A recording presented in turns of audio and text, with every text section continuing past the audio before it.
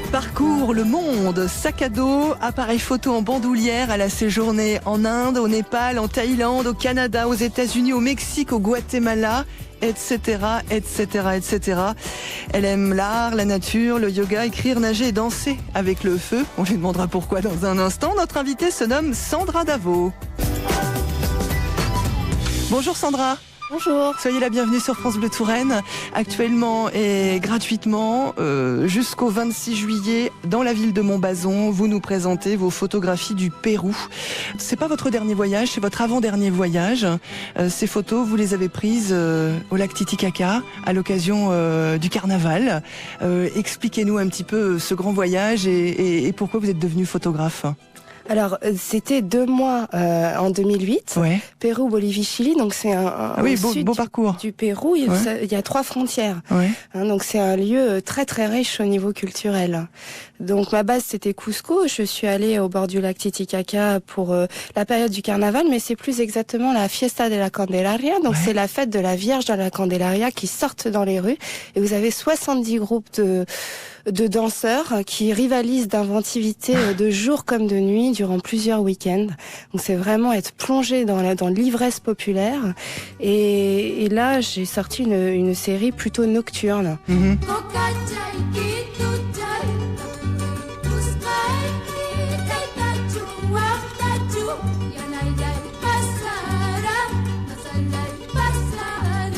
On dirait des peintures. Comment vous faites pour faire des photos pareilles? Moi, je suis hallucinée totalement là. Non, mais c'est vrai, parce que bon, nous on a l'habitude, on prend des photos en famille, tout ça, on sait ce que ça donne. Mais là, on dirait qu'il y a même des effets spéciaux. C'est incroyable. Non, justement, on est dans l'univers de l'effet et de l'effet spécial, mais moi, ce qui m'intéresse, c'est la prise de vue en direct. Donc, au contraire, j'ai utilisé des techniques qui sont extrêmement connues des photographes, à savoir en nocturne, vous êtes dans une pose lente. Par exemple, je l'explique très souvent parce que les personnes ont du mal à comprendre, par un exemple tout bête qui est le tracé de vol des oiseaux. Oui. Vous pouvez, entre le clac de l'appareil photo, avoir le tracé de vol des oiseaux. Vous n'êtes pas obligé d'immobiliser le mouvement, si vous voulez. Donc là, je l'ai utilisé, étant donné que toutes ces personnes dansaient, tournaient, extrêmement bien vêtues. J'ai utilisé ce temps qui permet de rendre compte du tourné, un peu comme les derviches tourneurs, vous voyez. Et ce qui rend intéressant ce type de photographie, c'est quand vous avez quand même un point net. Alors, qu'est-ce qui fait qu'il y a un point net? C'est qu'une personne va s'immobiliser quelques instants. Vous immobilisez votre appareil photo, et ça, tout le monde peut le faire, avec n'importe quel appareil photo. C'est pas génial. Une question d'avoir un gros boîtier. Ouais. Vous immobilisez votre appareil photo, pied photo, il est stable. Tout ce qui va être sujet stable va être net. Et tout ce qui va être sujet en mouvement, d'un coup, va donner un mouvement de tournoiement. Vous pouvez même avoir une sorte de fantôme qui apparaissent, les personnes suivant leur rapidité sur l'image. Donc j'ai utilisé cette technique en plongée, parce que quand vous êtes plongé au niveau de la foule, au milieu de la foule, vous voyez pas grand-chose. Alors que s'extraire de cette foule, se mettre au premier étage, immobiliser son appareil photo, vous assistez d'en haut à tout ce spectacle.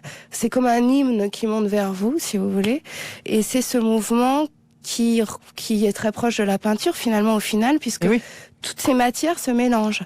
Et pour moi, c'était une manière de restituer vraiment ce qui se passe, c'est-à-dire ces danses, ces flux humains très importants.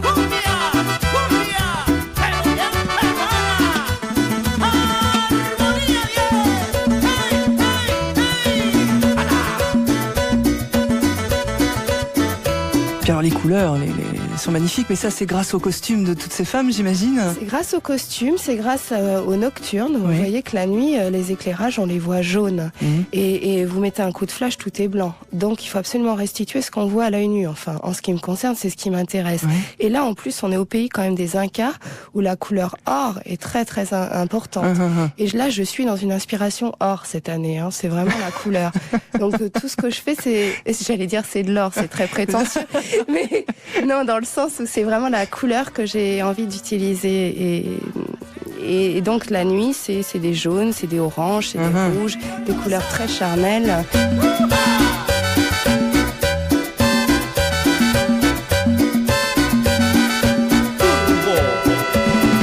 Donc je présente 15 grands formats de 60 par 90 cm qui sont à mon avis un format de lecture qui commence à être très intéressant. Là, on est dans une forme de gigantisme quand même dans les Andes, etc. C'était dommage de faire des petits formats et j'ai envie vraiment qu'on soit plongé dedans. Donc ça me paraissait intéressant plutôt de choisir que 15 photographies et de très bien les présenter. C'est des tirages professionnels contre-collés sur support aluminium. Donc, j'ai vraiment fait ça dans les règles de l'art. Je voulais quelque chose de très très beau. Donc, j'ai privilégié plutôt que la quantité, la qualité. J'avais déjà présenté un triptyque qui avait été produit par l'AGIT, l'association des gens d'image de Touraine, une association auquel j'appartiens, qui avait été présenté lors de Photofolies en Touraine et qui avait été présenté lors de Bruce Mandel à La Riche. Ce triptyque avait plu à énormément de gens et j'avais envie de montrer la suite. Et là, la mairie de Montbazon m'a offert cette opportunité. Il se trouve que j'ai fait mes premiers pas à Montbazon, que je vis toujours à Montbazon, au-dessus de chez ma grand-mère. Et donc, du coup, ça a du sens. Et cette ville de Montbazon m'a donné l'opportunité d'exposer dans mon village. Et en plus que les gens du quartier qui parfois ne mettent jamais les pieds dans une expo se déplacent, c'est une victoire pour moi. Parce que, je le répète tout le temps, mais pour moi le voyage commence en nous-mêmes, au pas de notre propre porte, avec les personnes de proximité. L'herbe n'est pas plus verte ailleurs, ça commence ici. Il va maintenant. bientôt falloir nous faire des portraits de tous les habitants de Montbazon. Ça y est, ça a commencé. Ça a commencé d'abord. Donc voilà, cette exposition est produite par la ville de Montbazon, je tiens à le souligner. Ils m'ont fait confiance, ils me donnent une très très belle exposition. Y ahora, lo más reciente del Mundial 10, por los 33 años. Otro golazo 2005, y la voz de Lucho Ató. Y la carta final.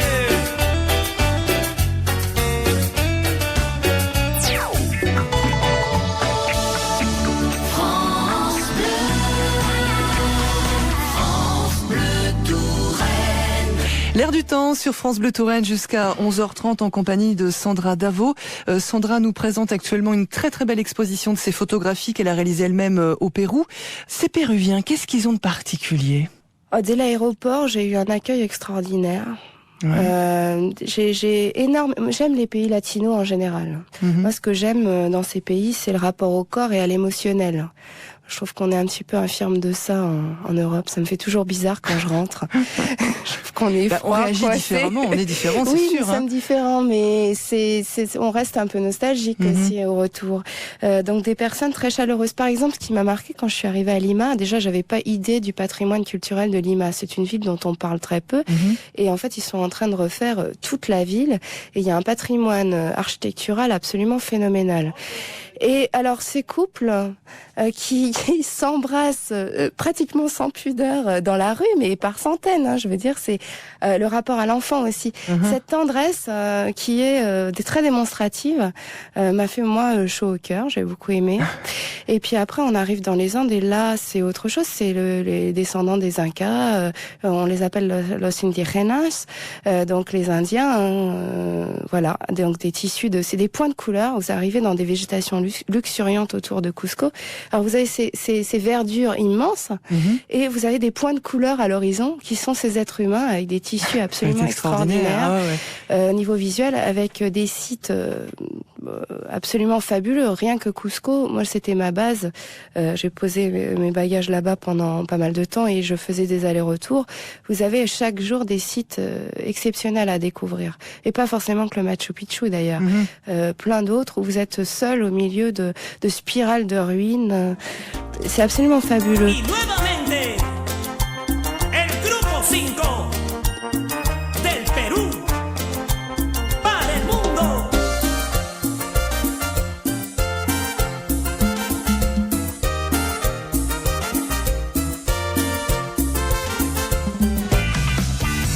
France Bleu Touraine, la radio de l'Indre-et-Loire. Absolument, la radio de l'Indre-et-Loire, et puis aussi du Loir-et-Cher, parce qu'on a beaucoup d'auditeurs qui nous écoutent depuis Onzain, depuis Montrichard, enfin tous ces jolis petits villages très sympas. Sandra Davo, notre invitée encore pour quelques minutes. Je vous rappelle que Sandra est photographe, c'est un vrai globe-trotter, elle travaille en freelance, elle s'en va avec son appareil, son sac à dos, et elle nous fait des choses, pouf, tout simplement incroyables. Il y a une petite demi-heure, je vous ai posé cette question, pourquoi vous êtes devenue photographe? J'ai pas tout à fait eu ma réponse.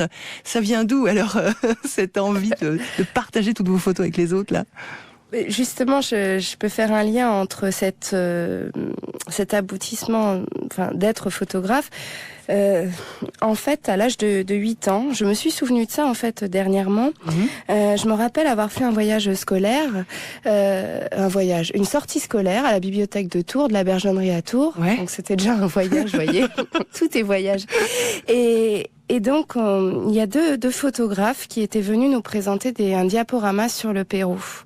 Donc là, il y a eu peut-être un éclair déjà qui s'est fait de la possibilité de voyager, de photographier, et en plus, l'envie d'aller au Pérou.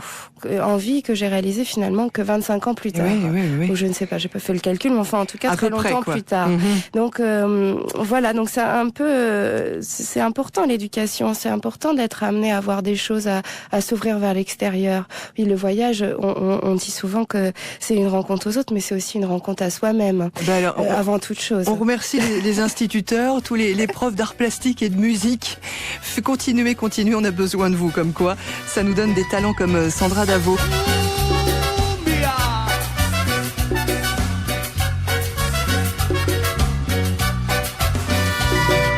Vous vouliez nous parler d'une association très importante à vos yeux également avant de terminer? Oui, tout à fait. Dans la région, nous avons la chance d'avoir une association qui s'appelle Yachachi, dont Elisabeth Aliaga est la présidente, et qui œuvre, parce que vous savez, c'est rude de vivre dans les Andes, sur des plateaux andins, c'est quand même pas des vies faciles.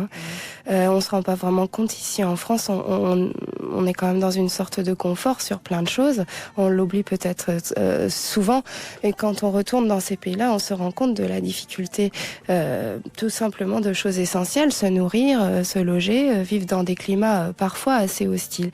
Et cette association a deux buts. Un, de faire reconnaître, de créer un pont entre l'Amérique latine, le Pérou particulièrement, et la France, de faire connaître ces cultures, donc un échange interculturel, et aussi d'acheminer des ordinateurs, des vêtements chauds, etc. Donc cette association, il m'offre l'opportunité de montrer à nouveau cette exposition, parce qu'elle va tourner cette exposition.